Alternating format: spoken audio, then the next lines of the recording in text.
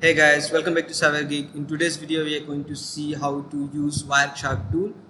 As I told you in my previous video, I'm going to bring a series on Wireshark tool and teach you guys from beginner to little bit advanced, somewhat average, so that you can understand how to use the tool. So it is the first video. In today's video, I'm going to discuss the basic of how to use an Wireshark tool and how can you run it. Now if you are on Kali Linux, so you by default it will be installed over here. Now you just click on it and the tool will start.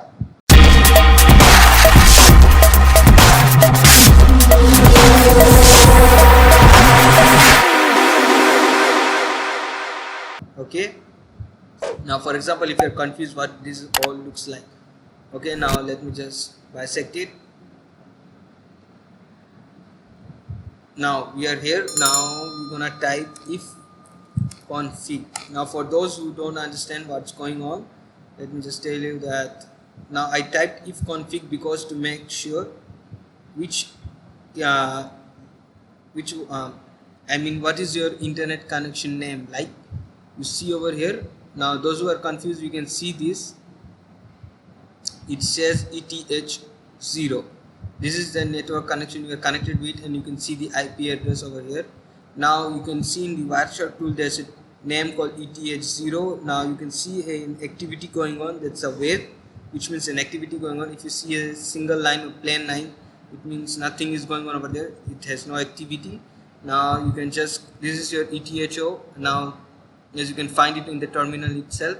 Now if you get confused like which section you have to go, so you can just type if config and you can find what network you can connect it with. This your name is ETH0.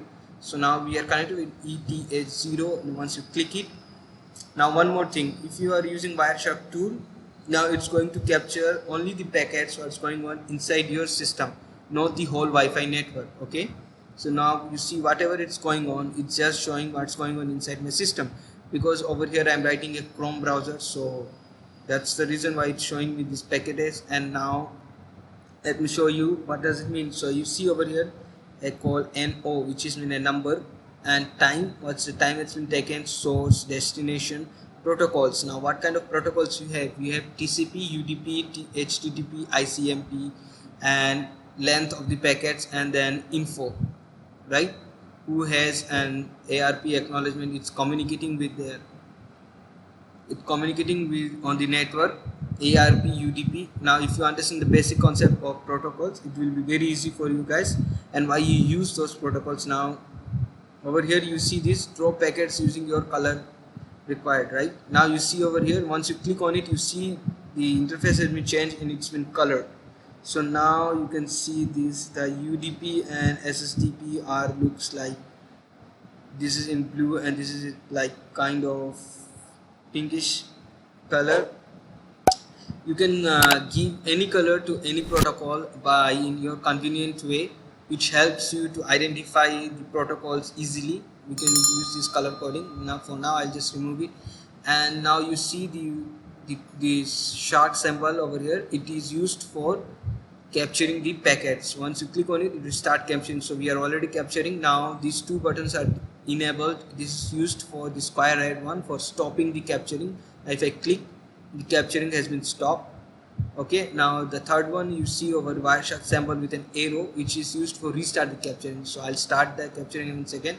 It's asking for whether you want to save the captured files, so that if you save it and later on you can examine those packets what you have captured. Now right now I'm just gonna discontinue and I'll show you how to use this button. Now the third one you click and it will ask you whether you want to save. No, we don't want to save, and again it will restart capturing the packets, right? Now you see at the bottom, you see over here packet 5 at the bottom over here, packet 5 disable 500%.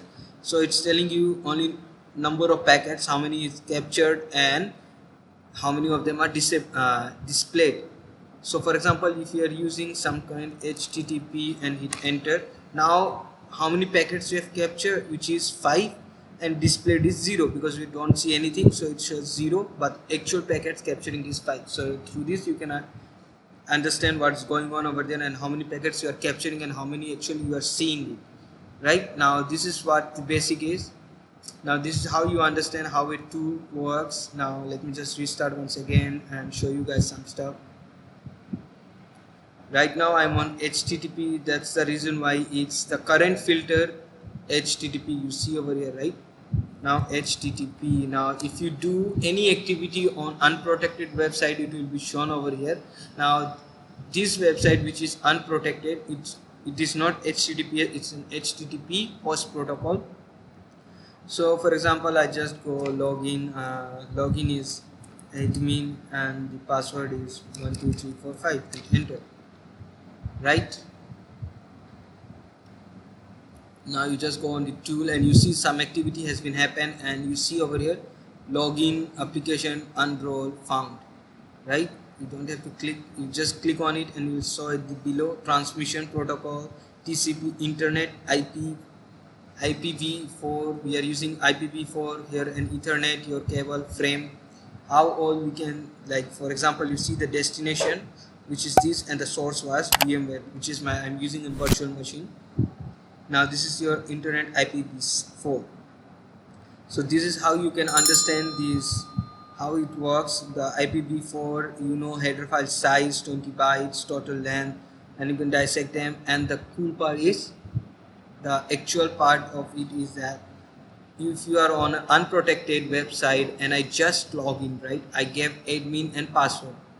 There's no way that someone can know my admin login and password. But if you are on a Wireshark tool and if you are on an unprotected website and someone is monitoring your network, boom, here's the username and password. Right, this is why using Wireshark tool is called unethical or ethical, because it depends on person to person why you are using it, what's your reason for using it, whether you are permitted to use it or not. Right, that's why I recommend you guys to not use Wireshark tool in any other network, because it's illegal. Okay, it's totally illegal to monitor someone else's packet and privacy. If someone comes to know about it, it will be like you'll be put in jail. That's why I'm saying it's really illegal. Okay, now right now I'm on my own system and I'm logging that website, so I can see only my login. So for example, if you want to capture the whole Wi-Fi network, like what's going on the whole Wi-Fi, for that I will show you in my next videos. When I'll coming up videos, I'll show you guys how you can monitor the whole Wi-Fi network stuffs and all. Right now you can see how easily I got the password. Now this is the cool stuff, right? That's why everyone wants to learn why to use packets Wireshark tool. No, this is not where it ends. Okay, it has many more things. I'll teach you guys nicely. Now over here you see display packet is 10 and packet capturing is still going on. Let me just stop it, because the display packet you can see over here, which is number 10, and packets are 28. We are just scanning for particular protocol which is HTTP, so we are getting this. Right, now you see this arrow right over here, HTTP, it sends a request and it's found a request, like sending and getting back response. So in today's video that's all, and in my next video I'll show you guys how to scan for a particular IP address, a source IP address which is this one, and destination IP address. How can you monitor on one particular IP address? And in my upcoming videos I'll show you guys how to use how you can monitor whole Wi-Fi network. For right now, for the basic, like for beginners, you can like understand how the tool operates, right? On your network you can just play with it, you can open and see what's going on, and I'll tell you guys how to capture images, stuffs and all. You see over here, right, it's called image, hypermedia, text media. Now over here, how can you extract an image, media files also, like PDF and like videos. I'm not sure about videos. I think yeah, we can take videos, audios and PDF. I'm sure about PDF files we can extract from it.